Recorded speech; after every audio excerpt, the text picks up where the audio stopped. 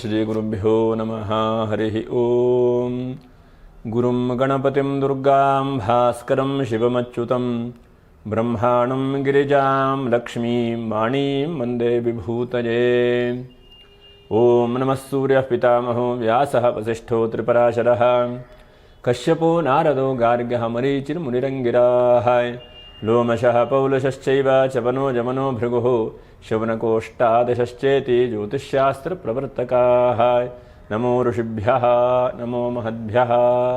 ಪ್ರಿಯ ವೀಕ್ಷಕರೇ, ಭಗವಂತ ಶುಭವನ್ನು ಉಂಟು ಮಾಡಲಿ. ಆತ್ಮೀಯರೇ, 3/3/2026 ಇಸ್ವಿಯಲ್ಲಿ ವಿಶೇಷವಾಗಿ ನಮಗೆ ಚಂದ್ರಗ್ರಹಣ ಉಂಟಾಗ್ತದೆ.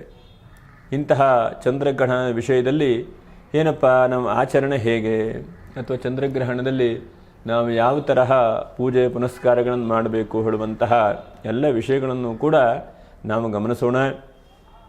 ಫಾಲ್ಗುಣ ಮಾಸದ ಶುಕ್ಲ ಪಕ್ಷದ ಹುಣ್ಣಿಮೆಗೆ ಗ್ರಸ್ತೋದಯ ಚಂದ್ರಗ್ರಹಣ ಅಂತ. ಅಂದರೆ ಗ್ರಸ್ತೋದಯ ಅಂತಂದರೆ ಆರಂಭದ ಸಮಯದಲ್ಲಿ ನಮಗೆ ಆ ಗ್ರಹಣ ಕಾಣುವುದಿಲ್ಲ, ಅನಂತರದಲ್ಲಿ ಆ ಗ್ರಹಣ ಗೋಚರವಾಗ್ತದೆ.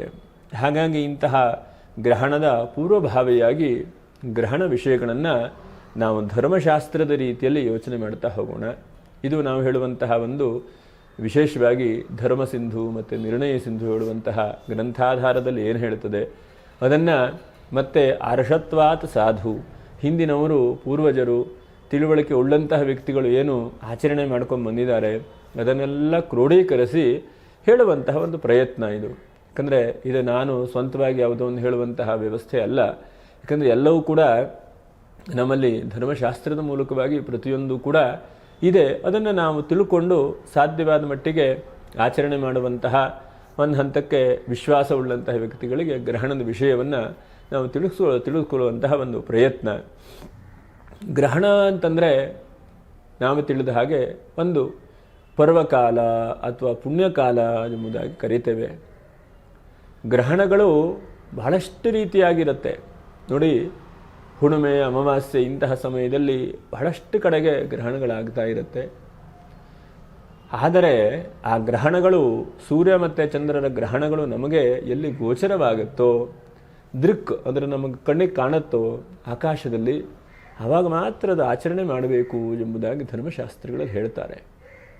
ಈಗ ಉದಾಹರಣೆಗೆ ಎಲ್ಲೋ ಒಂದು ಕಡೆ ದ್ವೀಪಾಂತರದಲ್ಲಾಗತ್ತೆ, ಅಥವಾ ಅನ್ಯ ದೇಶದಲ್ಲಾಗತ್ತೆ, ಬೇರೆ ಬೇರೆ ಕಡೆಗೆ ಆಗ್ತಾ ಇರುತ್ತೆ ಗ್ರಹಣಗಳು. ಆ ಗ್ರಹಣ ಇಲ್ವಾ ಅಂತ ಹೇಳಿದ್ರೆ ಖಂಡಿತ ಗ್ರಹಣ ಹೇಳುವಂಥದ್ದು ಇದೆ, ಗ್ರಹಣ ಹೇಳುವಂಥದ್ದಿದೆ. ಆದರೆ ಅದಕ್ಕೆ ಆಚರಣೆ ಮಾಡುವಂತಹ ಒಂದು ಕ್ರಿಯೆ ಋಷಿಮುನಿಗಳು ತಿಳಿಸ್ಕೊಟ್ಟಿಲ್ಲ. ಯಾಕಂದರೆ ನಮಗೆ ನಭೋಮಂಡಲದಲ್ಲಿ ಆಗುವಂತಹ ಒಂದು ಆ ಗ್ರಹಣ ನಮಗೆ ಕಣ್ಣಿಗೆ ದೃಕ್ಕಿಗೆ ಗೋಚಾರವಾಗತ್ತಲ್ವ, ಆವಾಗ ಮಾತ್ರ ಅದ ಆಚರಣೆ ಮಾಡಬೇಕು, ಅಥವಾ ಅದನ್ನು ನಾವು ಪುಣ್ಯಕಾಲ ಎಂಬುದಾಗಿ ಪರಿಗಣನೆ ಮಾಡಬೇಕು, ಜಪಾನುಷ್ಠಾನಗಳನ್ನು ಮಾಡಬೇಕು ಎಂಬುದಾಗಿ ಋಷಿಮುನಿಗಳೆಲ್ಲ ಹೇಳಿದ್ದಾರೆ. ಹಾಗಾಗಿ ನಾವು ದ್ವೀಪಾಂತರದೆಲ್ಲೋ ಒಂದು ಕಡೆ ಗ್ರಹಣವಾಗತ್ತೆ ಅಂತಂದ್ರೆ ಅದ್ರ ಬಗ್ಗೆ ಏನು ಆತಂಕ ಪಡುವಂಥದ್ದು ಬೇಡ. ಮತ್ತು ಗ್ರಹಣ ಅಂದ ತಕ್ಷಣವೇ ಯಾವ ಭಯವಾಗಲಿ ಭೀತಿಯಾಗಲಿ ಬೇಡ. ಗ್ರಹಣ ಆಳುವಂಥದ್ದು ಪ್ರಕೃತಿದತ್ತವಾಗಿ ಒಂದು ನಭೋಮಂಡಲದಲ್ಲಿ ಆಗುವಂತಹ ಒಂದು ವಿಸ್ಮಯ. ಅದನ್ನು ಋಷಿಮುನಿಗಳು ಆ ಸಮಯವನ್ನು ಬಹಳ ಅಚ್ಚುಕಟ್ಟಾಗಿ ಪುಣ್ಯಕಾಲ ಎಂಬುದಾಗಿ ಕರೆದಿದ್ದಾರೆ. ಇಂತಹ ಸಮಯದಲ್ಲಿ ಜಪವನ್ನು ಮಾಡುವಂಥವರಿಗೆ, ಅನುಷ್ಠಾನವನ್ನು ಮಾಡುವಂಥವರಿಗೆ, ದೇವತಾರ್ಚನೆಯನ್ನು ಮಾಡುವಂಥವರಿಗೆ, ಪಿತೃಕಾರ್ಯಗಳನ್ನು ಮಾಡುವಂತಹ ವ್ಯಕ್ತಿಗಳಿಗೆ ಬಹಳ ಒಂದು ವಿಶೇಷವಾದಂಥ ಅವಕಾಶಗಳನ್ನು ಕೂಡ ತಿಳಿಸ್ಕೊಟ್ಟಿದ್ದಾರೆ. ಆದರೆ ಈ ಗ್ರಹಣ ನೋಡಿ ಅಲ್ಪಾವಧಿಯ ಒಂದು ಗ್ರಹಣ.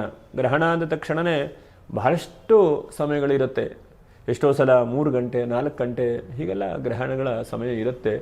ಆದರೆ ಈ ವರ್ಷದಲ್ಲಿ ನಮಗೆ 3/3/2026 ಗ್ರಹಣ ಹೇಗಪ್ಪ ಅಂತಂದರೆ 3:13 ಮಧ್ಯಾಹ್ನ ಶುರುವಾಗಿ 6:47 ಮುಗಿಯುತ್ತೆ. ಆದರೆ ಇಷ್ಟೊತ್ತು ಗ್ರಹಣ ಇದ್ದರೂ ಕೂಡ ಅಂದರೆ 3:34 ಕಾಲ ಅಖಂಡವಾದಂಥ ಗ್ರಹಣ ಇರುತ್ತೆ. ಆದರೆ ನಮಗೆ ಕರ್ನಾಟಕದಲ್ಲಿ ಬೆಂಗಳೂರಲ್ಲಿ ಗೋಚರವಾಗುವಂಥದ್ದು ಕೆಲವೇ ಸಮಯ, ಅಂದರೆ ಒಂದು 19 ನಿಮಿಷ ನಮಗೆ ಗ್ರಹಣ ಹೇಳುವಂಥದ್ದು ಗೋಚರವಾಗ್ತದೆ. ಹಾಗಾಗಿ 6:28 6:47 ಕಾಲ ನಮಗೆ ಗ್ರಹಣ ಗೋಚರವಾಗುತ್ತೆ. ಅಂದರೆ ಒಂದು 19 ನಿಮಿಷಗಳ ಕಾಲ ಅತ್ಯಂತ ಅಲ್ಪಾವಧಿಯ ಗ್ರಹಣ. ಹಾಗಿದ್ದಾಗೂ ಕೂಡ 19 ನಿಮಿಷವೂ ಬಹಳ ದೊಡ್ಡ ಸಮಯವೇ ಒಂದು ಹಂತಕ್ಕೆ. ಹಾಗಾಗಿ ಆ ಪುಣ್ಯಕಾಲ ಹೇಳುವಂಥದ್ದು ನಮಗೆ ಸಿಗುವಂಥದ್ದು ವಿರಳವಾದಂಥದ್ದು. ಹಾಗಾಗಿ ಅಂತಹ 90 ನಿಮಿಷದಲ್ಲೇ ನಾವು ಸಾಧ್ಯವಾದ ಮಟ್ಟಿಗೆ ಅನುಷ್ಠಾನವನ್ನು ಪೂಜೆಯನ್ನು ಮಾಡಬೇಕು. ಅದನ್ನು ಬಿಡುವಂಥದ್ದು ಒಳ್ಳೆಯದಲ್ಲ. ಯಾಕಂದರೆ ಇಂತಹ ಗ್ರಹಣಗಳು ಎಲ್ಲೋ ಒಂದು ವರ್ಷಕ್ಕೆ ಒಂದೋ ಎರಡೋ ನಮಗೆ ಸಿಗುವಂಥ ಚಾನ್ಸಸ್ ಇರುತ್ತೆ. ಹಾಗಾಗಿ ಇದು ಕೂಡ ನಮಗೆ ಈ ಸಂವತ್ಸರದಲ್ಲಿ ಕೊನೆಯ ಗ್ರಹಣ. ಈ ಗ್ರಹಣ ಆದಮೇಲೆ ಮತ್ತೆ ಗ್ರಹಣ ಇಲ್ಲ. ಮತ್ತು ಇನ್ನು 20ನೇ ತಾರೀಕು ಅನಂತರದಲ್ಲಿ ನೂತನವಾದಂಥ ಸಂವತ್ಸರ ಎಲ್ಲ ಆರಂಭ ಆಗುತ್ತೆ. ಹಾಗಾಗಿ ಇಂತಹ ಗ್ರಹಣದ ಆಚರಣೆ ಪೂರ್ವ ತಯಾರಿ ಅಥವಾ ಸಿದ್ಧತೆ ಏನು ಎಂಬುದನ್ನು ನಾವು ತಿಳ್ಕೊಳ್ಳೋಣ. ಒಂದನೇದಾಗಿ ಇದರ ಆಚರಣೆ ಹಿಂದೆ ಹೇಳಿದ ಹಾಗೆ ನಮಗೆ ಕಣ್ಣಿಗೆ ಕಾಣುವಾಗ, ಕಣ್ಣಿಗೆ ಕಾಣ್ತಾ ಇದೆ ಹೇಳುವಂತಹ ಒಂದು ಸಮಯದಲ್ಲಿ ನಾವು ಈ ಗ್ರಹಣಗಳ ಆಚರಣೆ ಮಾಡಬೇಕು. ಸಾಮಾನ್ಯವಾಗಿ ಪಂಚಾಂಗಕರ್ತರು ಅಥವಾ ಗ್ರಹಣಗಳನ್ನು ಲೆಕ್ಕ ಮಾಡುವಾಗ ಅದನ್ನು ಬರೆದಿರ್ತಾರೆ ಇಂಥ ಸಮಯಕ್ಕೆ ಅಂತ. ಅದು ಹೆಚ್ಚಿನದಾಗಿ ಕಾಣುತ್ತದೆ. ಕೆಲವೊಂದು ಸಲ ಮೋಡಗಳು ಮತ್ತು ಮೋಡ ಕವಿದ ವಾತಾವರಣ ಇಂಥ ಸಮಯದಲ್ಲಿ ಕಾಣದೇನೂ ಕೂಡ ಇರಬಹುದು. ಆದರೆ ಆ ಸಮಯಕ್ಕೆ ಗ್ರಹಣ ಆಳುವಂಥದ್ದು ಖಂಡಿತವಾಗೂ ಉಂಟಾಗ್ತದೆ. ಅದನ್ನೆಲ್ಲ ನಾವು ಅನೇಕ ವರ್ಷಗಳಿಂದ ನೋಡ್ತಾ ಇದ್ದೇವೆ. ಅದು ಪ್ರತ್ಯಕ್ಷವಾಗಿ ಆಗತ್ತೆ ಗ್ರಹಣಗಳು. ಅಂತಹ ಗ್ರಹಣಗಳಲ್ಲಿ ನೋಡಿ ಬಹಳ ಮುಖ್ಯವಾಗಿ 3 ವಿಭಾಗ ಮಾಡ್ತಾರೆ. ಒಂದು ಸ್ಪರ್ಶಕಾಲ, ಇನ್ನೊಂದು ಗ್ರಹಣದ ಮಧ್ಯಕಾಲ, ಇಂದು ಗ್ರಹಣದ ಮೋಕ್ಷಕಾಲ ಎಂಬುದಾಗಿ ಹೇಳ್ತಾರೆ. ಬಹಳಷ್ಟು ವಿಸ್ತಾರವಾಗಿ ಗ್ರಹಣ ಇದ್ದರೆ ಒಂದು 3 ಗಂಟೆ 4 ಗಂಟೆ ಇದ್ದರೆ ಅಂಥದ್ದಕ್ಕೆ ಇದನ್ನೆಲ್ಲ ಜಾಸ್ತಿಯಾಗಿ ಆಚರಣೆ ಮಾಡಲಿಕ್ಕೆಲ್ಲ ಅವಕಾಶ ಇರುತ್ತೆ. ಇದು ಬಹಳ ಅಲ್ಪ ಸಮಯ ಇರೋದ್ರಿಂದ ಈ ಸಮಯದಲ್ಲಿ ಆದಷ್ಟು ಬೇಗನೆ ಕೆಲಸ ಕಾರ್ಯಗಳನ್ನು ಮಾಡಿಕೊಳ್ಬೇಕು. ಯಾಕಂದರೆ ಸ್ನಾನ ಮಾಡಲಿಕ್ಕೆ ಅರ್ಧ ಗಂಟೆ ಸ್ನಾನ ಮಾಡುವಂಥದ್ದಲ್ಲ. ಚುರುಕಾಗಿ ಅಮಂತ್ರಕವಾಗಿ ಪಟ್ಟಂತ ಸ್ನಾನ ಮಾಡಿ ಜಪ ಮಾಡಿ ಅಷ್ಟೊತ್ತಿಗೆ ಮುಗಿತಾ ಬಂದು ಹೋಗ್ತದೆ. 19 ನಿಮಿಷದಲ್ಲೇ ಇವೆಲ್ಲ ಮುಗಿಸ್ಬೇಕು. ಅದಕ್ಕೆ ತಿಳಿದವರು ಹೇಳ್ತಾರೆ, ಸಂಕಲ್ಪದಲ್ಲೇ ಪುಣ್ಯಕಾಲ ಕಳಿಬಾರದು ಎಂಬುದನ್ನು ಹೇಳ್ತಾರೆ. ಅರ್ಥ ಏನಂತಂದರೆ, ನಮಗೆ ಸಿಗುವಂಥ ಒಂದು 19 ನಿಮಿಷ ಏನಿದೆಯಲ್ವ, ಇದಲ್ಲೇ ನಾವು ಸ್ನಾನ ಮಾಡ್ತಾ ಹೋದರೆ ಆ ಪುಣ್ಯಕಾಲೆಲ್ಲ ಕಳೆದು ಹೋಗ್ತದೆ. ಗ್ರಹಣದಲ್ಲಿ ಹೇಗೆ ಅಂತಂದರೆ, ಗ್ರಹಣ ನಮಗೆ ಗೋಚರವಾಗುತ್ತೆ ಒಂದು ಸಮಯದ ನಿಮಿತ್ತವಾಗಿ ಅಥವಾ ಮೇಲುಗಡೆ ಗೋಚರವಾಗುತ್ತೆ. ಅಂಥ ಸಮಯದಲ್ಲಿ ಪಟ್ಟಂತ ಸ್ನಾನಾದಿಗಳನ್ನು ಮಾಡಬೇಕು. ಗ್ರಹಣ ಅದಕ್ಕೆ ಸ್ಪರ್ಶಕಾಲ ಅಂತ ಹೇಳ್ತಾರೆ. ಇಲ್ಲಿ ನೋಡಿ, ಸ್ಪರ್ಶಕಾಲ ಮಧ್ಯಾಹ್ನ 3 ಗಂಟೆ ಅಥವಾ 13 ನಿಮಿಷಕ್ಕೆ ಆಗತ್ತೆ ನಿಜ, ಆದರೆ ನಮಗದು ಗೋಚರವಾಗುವುದಿಲ್ಲ. ಹಾಗಾಗಿ ಅಂಥ ಸಮಯಕ್ಕೇನು ನಾವು ಸ್ನಾನಾದಿಗಳನ್ನು ಆಚರಣೆ ಬೇಡ. ಸ್ನಾನಾದಿಗಳನ್ನ ಆಚರಣೆ ನಮಗೆ ಎಲ್ಲಿ ನಭೋಮಂಡಲದಲ್ಲಿ ನಮಗೆ ಕಾಣುತ್ತೋ ಆವಾಗ ಆ ಸಮಯದಲ್ಲಿ ಸ್ನಾನಾದಿಗಳನ್ನು ಕೂಡ ಮಾಡಬೇಕು. ಅದಕ್ಕೆ ಸ್ಪರ್ಶ ಸ್ನಾನ ಎಂಬುದಾಗಿ ಹೇಳ್ತಾರೆ. ಸ್ಪರ್ಶ ಸ್ನಾನಾದಿಗಳನ್ನು ಕೂಡ ಮಾಡಿಕೊಂಡು ಗ್ರಹಣ ಆರಂಭದ ಸಮಯದಲ್ಲಿ ಸ್ಪರ್ಶ ಸ್ನಾನ ಹೇಳ್ತದೆ. ಅನಂತರದಲ್ಲಿ ಅನುಷ್ಠಾನಗಳನ್ನು ಮಾಡಬಹುದು. ಪುಣ್ಯತಮವಾದಂತಹ ದೇವತಾ ಜಪಗಳು, ದೇವತಾ ಸ್ತೋತ್ರಗಳು, ಇದನ್ನೆಲ್ಲ ಮಾಡಲಿಕ್ಕೆ ಬಹಳ ಪುಣ್ಯತಮವಾದಂಥದ್ದು. ನೋಡಿ, ಮಿಕ್ಕಿರುವಂತಹ ದಿವಸದಲ್ಲಿ ನೀವು ಒಂದು ಜಪ ಮಾಡಿದರೆ ಒಂದು ಜಪದ ಪುಣ್ಯ. ಇಂತಹ ಸಮಯದಲ್ಲಿ ಜಪಾನುಷ್ಠಾನಗಳನ್ನು ಮಾಡಿದರೆ 1,00,000 ವಿಶೇಷವಾದಂಥ ಪುಣ್ಯ ಎಂಬುದಾಗಿ ಹೇಳ್ತಾರೆ. ಅಂದರೆ ಅಷ್ಟು ಮಹತ್ತರವಾದಂತಹ ಪುಣ್ಯ ಇದೆ ಹೇಳುವುದನ್ನು ಕೂಡ ವಿಶೇಷವಾಗಿ ಹೇಳ್ತಾರೆ.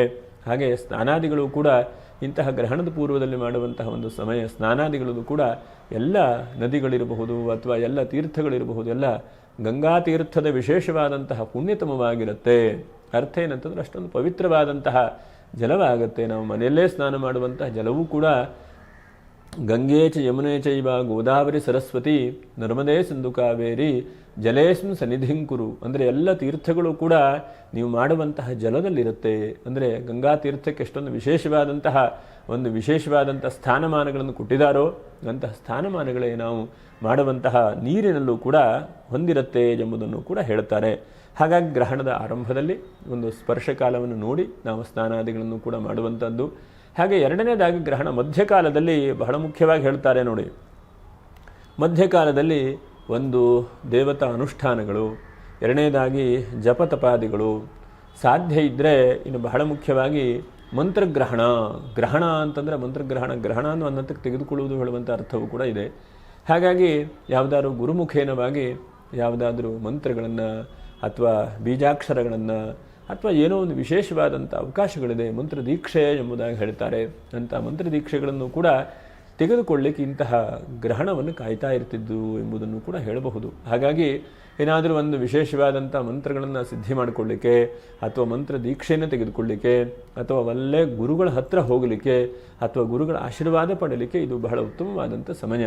ಹಾಗಾಗಿ ತೀರ್ಥಕ್ಷೇತ್ರಗಳಲ್ಲಿ ಇಂತಹ ಒಂದು ಸಮಯ ಬಂದರೆ ಬಹಳಷ್ಟು ಜನ ಉಪಾಸನೆ ಅನುಷ್ಠಾನವನ್ನು ಮಾಡ್ತಾ ಇರ್ತಾರೆ. ಯಾಕಂದರೆ ನಾವು ಏನೇನು ಮಂತ್ರಗಳನ್ನು ಜಪಾನುಷ್ಠಾನ ಮಾಡ್ತೇವೆಯೋ ಅದು ಇಂತಹ ಸಮಯದಲ್ಲಿ ಮಾಡಿದಾಗ ಅದಕ್ಕೆ ವಿಶೇಷವಾದಂಥ ಶಕ್ತಿ ಮತ್ತು ಸಿದ್ಧಿಯಾಗುವಂಥ ಅವಕಾಶಗಳಿರುತ್ತೆ.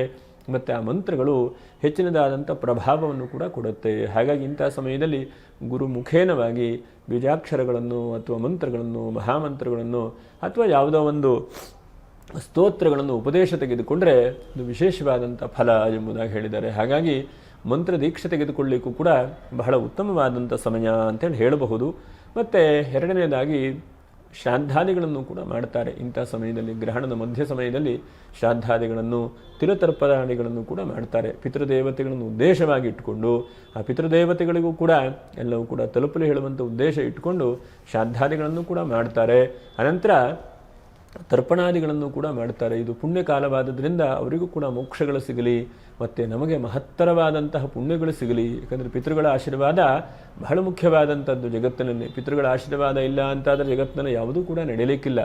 ಪಿತೃದೇವತಾ ಅನುಗ್ರಹ, ಪಿತೃದೇವತಾ ಆಶೀರ್ವಾದ ಬಹಳ ಮುಖ್ಯವಾದಂಥದ್ದು. ಹಾಗಾಗಿ ನಮ್ಮ ಶಾಸ್ತ್ರಗಳಲ್ಲಿ ಮಾತೃದೇವೋ ಭವ, ಪಿತೃದೇವೋ ಭವ ಎಂಬುದಾಗಿ ಹೇಳಿದ್ದಾರೆ. ತಂದೆ ತಾಯಿಯವರ ಆಶೀರ್ವಾದ ಮತ್ತು ನಮ್ಮ ಹಿಂದಿನ ಕುಟುಂಬದ ಆನುವಂಶೀಯವಾದಂತಹ ಯಾರ್ಯಾರಿದ್ದಾರೋ ಅಂಥವರ ಪರಿಪೂರ್ಣವಾದಂಥ ಆಶೀರ್ವಾದ, ಅನುಗ್ರಹ ಸಿಗಲಿ ಹೇಳುವಂಥ ಉದ್ದೇಶದಿಂದ ಇಂತಹ ಗ್ರಹಣದ ಒಂದು ಮಧ್ಯಮ ಸಮಯದಲ್ಲಿ ತರ್ಪಣಾದಿಗಳನ್ನು ಕೂಡ ಮಾಡ್ತಾರೆ.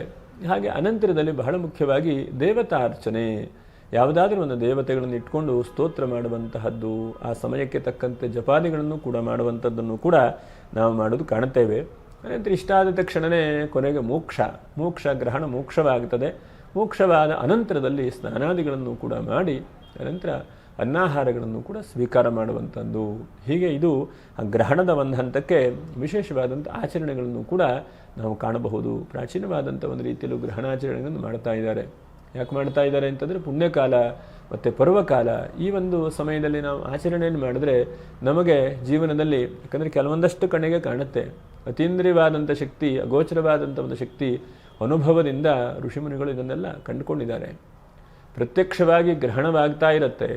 ನಾವು ಅಂಥ ಸಮಯದಲ್ಲಿ ಒಂದು ವಿಶೇಷವಾದಂಥ ಒಂದು ಅವಕಾಶಗಳಿದೆ, ಅಂತಹ ಸಮಯದಲ್ಲಿ ಹಾಳು ಮಾಡಿಕೊಳ್ಳಬಾರದು ಸಮಯ ಎಂಬುದನ್ನು ಕೂಡ ಹೇಳುತ್ತಾರೆ. ಹಾಗೆ ಗ್ರಹಣದಲ್ಲಿ ಗ್ರಹಣ ವೇಧೆ ಎಂಬುದನ್ನು ಕೂಡ ಕರೀತಾರೆ. ಗ್ರಹಣ ವೇಧೆ ಅಂತಂದ್ರೆ ಏನು? ಗ್ರಹಣ ಹೇಳುವಂಥದ್ದು ಆರಂಭವಾಗುತ್ತೆ 3:13 ಗ್ರಹಣ ವೇಧೆ ಆರಂಭವಾಗುತ್ತೆ. ಅದರ ಒಂದು ಪೂರ್ವದಲ್ಲಿ ನೋಡಿ, ಬಹಳ ಮುಖ್ಯವಾಗಿ 3:13 ಅಂದರೆ 3:13 ನೀವೇನೋ ಆಚರಣೆ ಮಾಡಬೇಕು ಹೇಳುವಂಥದ್ದಲ್ಲ. ಆಚರಣೆ ಮಾಡುವಂಥದ್ದು 6:28 ಆಚರಣೆ ಸಾಕು. ಯಾಕಂದರೆ ನಮಗೆ ಆವಾಗ ಮಾತ್ರ ಗ್ರಹಣಗಳು ಕಾಣುತ್ತೆ. ಆದರೆ ಗ್ರಹಣ ವೇಧೆ ಅಂದರೆ ಗ್ರಹಣ ಆರಂಭವಾಗುವಂತಹ ಒಂದು 4 ತಾಸು 5 ತಾಸು ಮುಂಚೆ ಅನ್ನಾಹಾರಗಳನ್ನು ಸ್ವಲ್ಪ ಕಡಿಮೆ ಮಾಡಬೇಕು ಹೇಳೋದನ್ನು ಕೂಡ ಹೇಳಿದ್ದಾರೆ. ಇದು ಯಾರಿಗೆ? ಶಕ್ತಿ ಉಳ್ಳಂತಹ ವ್ಯಕ್ತಿಗಳಿಗೆ. ಯಾರೊಬ್ಬರು ಅಶಕ್ತರಾಗಿದ್ದಾರೆ ಅಥವಾ ಯಾರೊಬ್ಬರಿಗೆ ರೋಗಿಷ್ಠರಾಗಿದ್ದಾರೆ ಅಥವಾ ಚಿಕ್ಕ ಚಿಕ್ಕ ಮಕ್ಕಳಿದ್ದಾರೆ, ಅಂಥವರಿಗೆಲ್ಲ ಈ ನಿರ್ಬಂಧಗಳಿಲ್ಲ. ಶಕ್ತಿ ಇದ್ದಂಥವರು, ದೇವತಾ ಉಪಾಸನೆ ಮಾಡುವಂಥವರು, ಅಂತಹ ವ್ಯಕ್ತಿಗಳು ಆದಷ್ಟು ಅನ್ನಾಹಾರಗಳನ್ನು ಬಿಟ್ಟು ಆ ಒಂದು ಗ್ರಹಣದ ಪೂರ್ವದಲ್ಲಿ ಗ್ರಹಣ ವೇಧೆ ಅಂತ ಹೇಳ್ತೇವೆ, ಗ್ರಹಣ ಶುರುವಾಗುವಂತಹ ಒಂದು 4 ಗಂಟೆ 5 ಗಂಟೆ ಮುಂಚೆ ಆದಷ್ಟು ಅನ್ನಾಹಾರಗಳನ್ನು ಕಡಿಮೆ ಮಾಡಿ ಆ ಸಮಯದಲ್ಲಿ, ಗ್ರಹಣ ಸಮಯದಲ್ಲಿ ಆದಷ್ಟು ಮಲಮೂತ್ರಾದಿಗಳನ್ನು ವಿಸರ್ಜನೆ ಮಾಡದೇ ಇದ್ದ ಹಾಗೆ ನಮ್ಮ ಶರೀರ ಹೇಳುವಂಥದ್ದು ಒಂದು ಹಂತಕ್ಕೆ ಹಗುರವಾಗಿರಬೇಕು.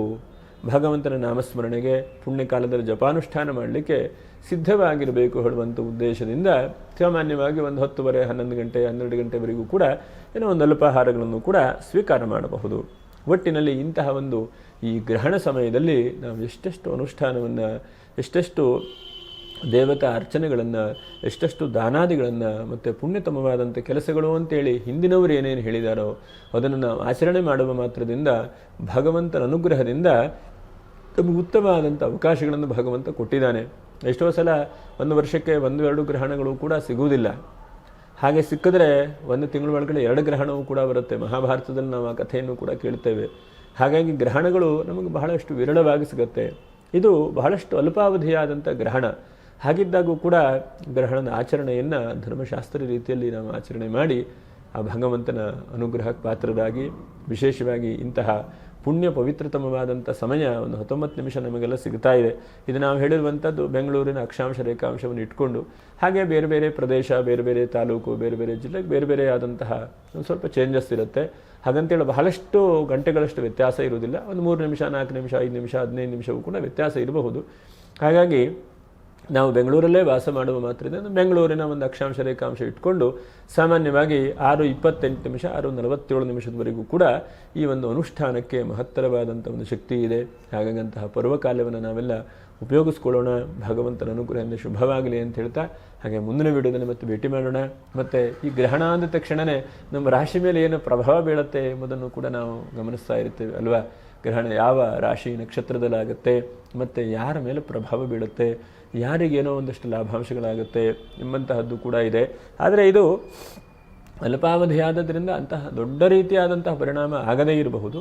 ಆದರೂ ಕೂಡ ಒಂದು ಹಂತಕ್ಕೆ ಪುಣ್ಯಕಾಲ ಹೇಳುವಂಥದ್ದು ಪರಿಗಣನೆ ಮಾಡಿ ಅದು ಸ್ವಲ್ಪ ಉತ್ತಮವಾದಂಥ ಫಲಗಳು ಯಾವ್ಯಾವ ರಾಶಿಗಿದೆ ಎಂಬುದನ್ನು ಕೂಡ ಮುಂದಿನ ವಿಡಿಯೋದಲ್ಲಿ ನಾವೆಲ್ಲ ತಿಳ್ಕೊಳ್ಳೋಣ. ಮತ್ತು ನಮಸ್ಕಾರ. ಲೋಕ ಸಮಸ್ತ ಸುಖಿನೋ ಭವಂತು, ಸಮಸ್ತ ಸನ್ಮಂಗಲಾನೇ ಭವಂತು. ಯಾರ್ಯಾರು ಈ ಒಂದು ಯೂಟ್ಯೂಬ್ ಚಾನಲ್ ಸಬ್ಸ್ಕ್ರೈಬ್ ಮಾಡಿಲ್ವೋ ಅಂಥವರು ಸಬ್ಸ್ಕ್ರೈಬ್ ಮಾಡಿ. ಹಾಗೆ ಮತ್ತು ಮುಂದಿನ ವಿಡಿಯೋವನ್ನು ಕೂಡ ನೀವು ಗ್ರಹಣದ ಬಗ್ಗೆ 2ನೇ ವಿಡಿಯೋವನ್ನು ಕೂಡ ಮಾಡಿ ಅಪ್ಲೋಡ್ ಮಾಡ್ತೇವೆ, ಅದನ್ನು ಕೂಡ ನೀವು ವೀಕ್ಷಣೆ ಮಾಡಿ. ಹಾಗೆ ನಮ್ಮದು ಇನ್ನೊಂದು ದೇವತಾ ದರ್ಶನ ಹೇಳುವಂಥ ಯೂಟ್ಯೂಬ್ ಚಾನಲ್ ಇದೆ, ಅದನ್ನು ಕೂಡ ಗಮನಿಸಿ, ಲೈಕ್ ಮಾಡಿ, ಹಾಗೆ ಸಬ್ಸ್ಕ್ರೈಬ್ ಮಾಡಿ. ಅದು ಈಗ ಇತ್ತೀಚಿನ ದಿವಸದಲ್ಲಿ ಮಾಡ್ತಾ ಇರುವಂತಹ ಒಂದು ಯೂಟ್ಯೂಬ್ ಚಾನಲು. ಅದರಲ್ಲಿ ಹೆಚ್ಚಿನದಾದಂಥ ಸಬ್ಸ್ಕ್ರೈಬರ್ ಆಗಿಲ್ಲ.